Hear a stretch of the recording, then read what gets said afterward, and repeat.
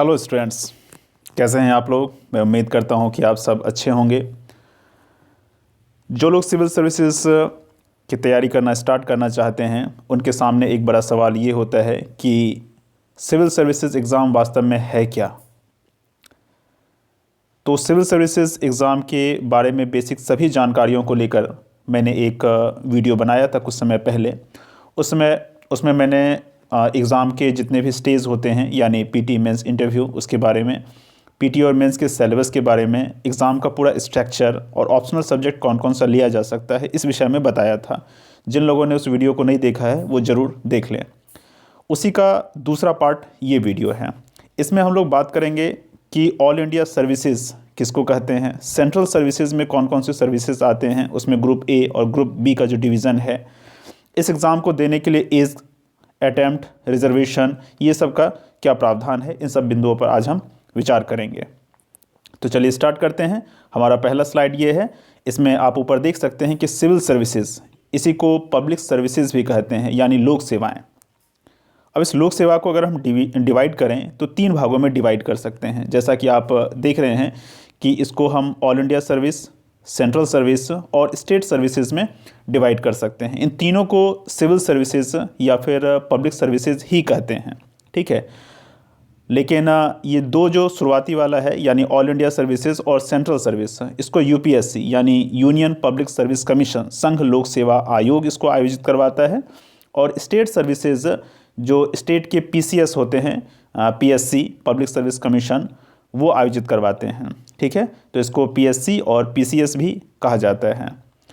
इसके अंतर्गत भी सभी तरह की सेवाएं होती हैं। जैसे सिविल सेवाएं होती हैं उसमें तो एसडीएम लोग बनते हैं, पुलिस सेवाएं होती हैं तो उसमें डीएसपी बनते हैं, forest service, agriculture, education, fishery, cooperatives, कई तरह के उसमें भी सेवाएं होते हैं। अलग अलग स्टेट्स के अनुसार वो चेंज होते रहते हैं, ठीक है। अब हम बात करते हैं अपना यूपीएससी से रिलेटेड जो 2 सेवाएं हैं यानी ऑल इंडिया सर्विसेज, जिसको अखिल भारतीय सेवाएं आप कहेंगे, ठीक है। इसमें अखिल भारतीय सेवाओं में 3 सेवाएं आती हैं यानी आईएएस, आईपीएस और आईएफओएस यानी इंडियन फॉरेस्ट सर्विस। तो ये 3 सेवाएं आती हैं अखिल भारतीय सेवाएं में यानी ऑल इंडिया सर्विसेज में, ठीक है। तीनों का फुल फॉर्म यहाँ दिया गया है। एक बात यहाँ आप नोट में देख सकते हो कि 1947 तक आईसीएस हुआ करता था, उसी को बाद में आईएएस कहा जाने लगा, मतलब इंडियन एडमिनिस्ट्रेटिव सर्विस, भारतीय प्रशासनिक सेवा कहा जाने लगा। और आईपी यानी इंडियन पुलिस को इंडियन पुलिस सर्विस कहा जाने लगा, ठीक है। ये अंग्रेज़ों के पहले ये 2 नाम थे, अब जो है नाम हमारे अनुसार चेंज हो गए हैं। 1966 में आईएफओएस को तीसरी ऑल इंडिया सर्विस के रूप में शामिल किया गया। यहाँ पे ऑल इंडिया सर्विस में 3 सर्विसेज को देख रहे हैं, तो ये आईएफओएस जो है 1966 में शामिल किया गया है, ठीक है। सेंट्रल सर्विसेज की जो बात है तो सेंट्रल सर्विसेज के बारे में हम आगे देखेंगे। उसमें ग्रुप ए और ग्रुप बी के सर्विसेज जो होंगे उसके बारे में हम अगले स्लाइड में देखेंगे। तो आप यहाँ देख सकते हो कि सेंट्रल सर्विसेज यानी केंद्रीय सेवाएं, यूपीएससी के द्वारा इसकी भी परीक्षा होती है, ठीक है। एक ही परीक्षा सबकी होती है। ये वाली जो परीक्षा आप देख रहे हो यूपीएससी के द्वारा जो सिविल सर्विसेज एग्ज़ाम होता है, तो उसी में इन दोनों का एक ही साथ एग्ज़ाम होता है, पीटी, मेंस, इंटरव्यू। फिर आप अपने रैंक के आधार पे या फिर चयन के आधार पे कि आप कौन सा सर्विस चुनना चाहते हैं, उसके आधार पे आपको अखिल भारतीय सेवा या फिर सेंट्रल सर्विस में सेवा देने का मौका मिलता है। तो देखिए ग्रुप ए का सिविल सर्विसेज जो है इसमें क्या क्या है ज़रा देखते हैं। वैसे अधिकतर लोग यही चाहेंगे कि वो आईएएस, आईपीएस या फिर आईएफओएस, इंडियन फॉरेस्ट सर्विस भी कुछ लोग चाहते हैं। लेकिन इसके अलावा भी कुछ सर्विसेज होते हैं उसमें भी लोग जाना चाहते हैं, या फिर उनका रैंक कम हो इस आधार पे भी वो यहाँ लेते हैं, मतलब जाते हैं। जैसे इंडियन फॉरेन सर्विस, भारतीय विदेश सेवा, ये बहुत सारे लोगों का चॉइस भी होता है, ठीक है। सिर्फ रैंक कम होने के कारण नहीं, ये चॉइस के कारण भी आईएफएस में लोग जाते हैं। एक बार आपका चयन यदि आईएएस या फिर आईएफएस यानी इंडियन फॉरेन सर्विस में हो गया तो फिर आप नेक्स्ट टाइम एग्ज़ाम नहीं दे पाएंगे, वो अंतिम सेवा मानी जाएगी आपकी। Indian revenue service, Indian postal service, Indian trade service, कई सारे सर्विसेज हैं, यहाँ आपको देखना है। तो शुरू में मैंने जो ज़्यादा इम्पॉर्टेंट सर्विसेज हैं जिसको ज़्यादा लोग चुनते हैं उसको मैंने ऊपर में रखा है। जैसे Indian revenue service, postal service, Indian trade service, Indian audit and account service, IANAS, Indian civil account service, Indian corporate service law service, Indian railways traffic service ITRS, बहुत सारे लोग चुनते हैं इसको भी या जाते हैं, इंडियन रेलवेज अकाउंट सर्विस। तो इस तरह से कई सर्विसेज जो हैं ग्रुप ए सर्विसेज में सेंट्रल सर्विस के अंतर्गत आएंगे। ठीक है, यहाँ नाम से स्पष्ट है कि यहाँ केंद्र में ये सेवाएं देते हैं। और जहाँ तक ऑल इंडिया सर्विसेज की बात है तो ऑल इंडिया सर्विस में जिसका चयन होता है तो उसको कार्डर अलॉट होगा, किसी राज्य का कार्डर अलॉट होगा, IAS, IPS या फिर IFS का, IFOS का। ठीक है, और ये सेंट्रल में सर्विस देते हैं, सेंट्रल गवर्नमेंट के डायरेक्टली अधीन होते हैं। अब हम बात करते हैं कि सेंट्रल सर्विसेज में ही ग्रुप बी के भी सर्विस होते हैं। ठीक है, तो ग्रुप बी का सर्विस कौन कौन सा होता है? तो ग्रुप बी के सर्विस में आप देख सकते हो निश्चित तौर पे जिसका रैंक और नीचे आएगा वो ग्रुप बी वाले में जाएगा। यहाँ देखिए पहला सर्विस जो लिखा हुआ है, Delhi, Andaman Nicobar island, Lakshadweep, Daman and Diu and Dadra and Nagar Haveli civil services. फिर इसी का जो पुलिस सर्विस होगा, पौंडीचेरी का सिविल सर्विस, पौंडीचेरी का पुलिस सर्विस, फिर arm forces headquarters civil service. ठीक है, तो ये हमने अभी तक देखा है कि सिविल सर्विसेज को मोटे तौर पे हम 3 भागों में डिवाइड कर सकते हैं, all India service, central service. इन दोनों तरह के सर्विसेज का एग्ज़ाम जो है UPSC के द्वारा कंडक्ट किया जाता है। स्टेट सर्विसेज का एग्ज़ाम जो है स्टेट PSC के द्वारा आयोजित किया जाता है। ठीक है, ग्रुप ए सर्विस और ग्रुप बी सर्विस जो कि सेंट्रल सर्विस के अंतर्गत आते हैं उसमें क्या क्या होते हैं वो हमने अभी तक देख लिया है। अब कुछ इंपॉर्टेंट पॉइंट्स हमें जो जानना चाहिए, खास करके अगर आप एग्ज़ाम की तैयारी स्टार्ट कर रहे हैं तो आपको कुछ बेसिक बातों के बारे में जानकारी तो होनी ही चाहिए। ठीक है, देखिए यहाँ कुछ और बेसिक पॉइंट आपको मिलेगा। Service allotment depends on candidates preference, vacancy and service of the particular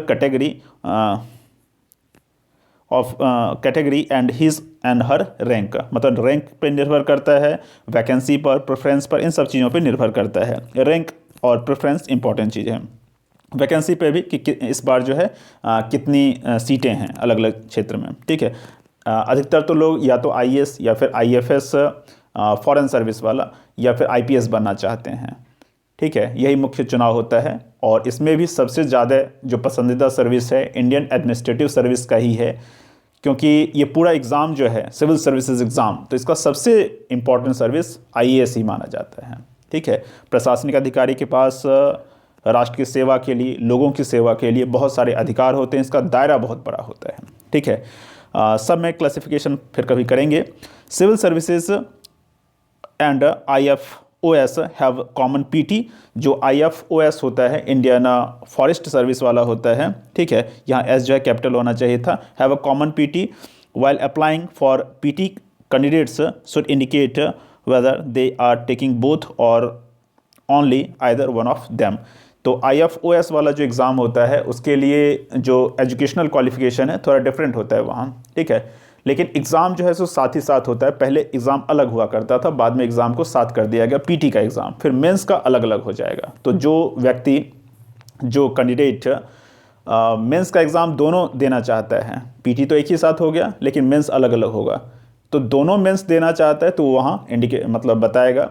ठीक है, PT के पहले, और सिर्फ IFS के लिए देना चाहता है तो PT कॉमन देगा, मेंस अपना वो देगा। ठीक है, कुछ संवैधानिक प्रावधान, आर्टिकल 315 से लेकर के 329 तक, 315 से लेकर के 329 तक ये UPSC और स्टेट PCS के बारे में है। आर्टिकल 312 ये कहता है कि parliament can create a knew all India service. तो कोई नया ऑल इंडिया सर्विस अगर बनाना है तो उसके लिए राज्यसभा को पावर दिया गया है और अनुच्छेद 312 के अंतर्गत ये है। जैसा कि हम लोग ने अभी बात किया था कि ये IFOS मतलब इंडियन फॉरेस्ट सर्विस है, ये भी बाद में जो है सिविल सर्विसेज के अंतर्गत, ये ऑल इंडिया सर्विस के अंतर्गत आया। ठीक है, अब हम बात करते हैं कि अलग अलग कैटेगरीज़ के लिए एज, अटेम्प्ट और रिजर्वेशन का क्या प्रावधान है। ठीक है, इसके अलावा एजुकेशनल क्वालिफिकेशन, नेशनलिटी, इन सब बिंदुओं पर भी बात करेंगे। कैटेगरी की बात करें तो जनरल कैटेगरी के लिए या फिर इसको OC भी कहते हैं, मतलब ओपन कैटेगरी के लिए 21 से 32 साल एज, अटेम्प्ट 6 रहते हैं, रिजर्वेशन का प्रावधान नहीं है। लेकिन जनरल कैटेगरी यानी ओपन कैटेगरी में ही एक कैटेगरी नया क्रिएट किया गया, EWS मतलब इकोनॉमिकली वीकर सेक्शन। तो इसका एज सेम है, अटेम्प्ट सेम है, बस रिजर्वेशन में 10% रिजर्वेशन का यहाँ प्रावधान किया गया है। ठीक है, ओबीसी अदर बैकवर्ड क्लास के लिए एज का 3 साल का छूट है, यानी 21 से 35, अटेम्प्ट भी 3 एक्स्ट्रा है और रिजर्वेशन यहाँ 27% है। एससी और एसटी के लिए एज में अगर जनरल से तुलना करें तो 5 साल का अंतर है, मतलब 5 साल ज़्यादा है। इसमें अटेम्प्ट का रिस्ट्रिक्शन नहीं है, जब तक एज है तब तक एग्ज़ाम जितना चाहे उतने बार दे सकते हैं। एससी वर्ग के लिए 15% और एसटी वर्ग के लिए 7.5% रिजर्वेशन का प्रावधान है। लगभग इनकी जनसंख्या भी इतना ही है। क्वालिफिकेशन की बात करें, एजुकेशनल क्वालिफिकेशन की, तो डिग्री होना चाहिए, ठीक है, ग्रेजुएशन का डिग्री, स्नातक का डिग्री या फिर उसके इक्विवेलेंट, उसके समान। नेशनलिटी की बात करें तो आईएएस और आईपीएस के लिए तो सिर्फ इंडियन सिटीजन ही एलिजिबल हैं। आईएफएस के लिए भी जो है नेपाल, भूटान और तिब्बत के जो रेफ्यूज़ी हैं वो एलिजिबल नहीं हैं, ठीक है। मतलब आप नेशनलिटी को देख सकते हैं कि भारत के अलावा भी कुछ देशों के लोग इसमें आ सकते हैं, लेकिन कुछ सेवाओं के लिए रिस्ट्रिक्शन यहाँ दिए गए हैं। तो इस तरह से बच्चों आज हम लोगों ने एक छोटे वीडियो में बहुत सारे इंपॉर्टेंट चीज़ों को देखा है। पहला जो इसका पार्ट है, अगर आपने उसको नहीं देखा है और आप तैयारी स्टार्ट करना चाहते हैं या फिर पहले से स्टार्ट कर चुके हैं, फिर भी इन बेसिक बिंदुओं पर और अच्छी समझ बनाना चाहते हैं, जो कि अगर आपने एक बार तैयारी करनी स्टार्ट कर दी तो इसके बारे में हर एक चीज़ जानकारी होनी चाहिए, तभी आप पीटी मेंस इंटरव्यू अच्छे तरह से तैयार कर पाएंगे और क्वालिफाई भी कर पाएंगे। तो चलिए ये वीडियो यहीं ख़त्म करते हैं। वंदे मातरम।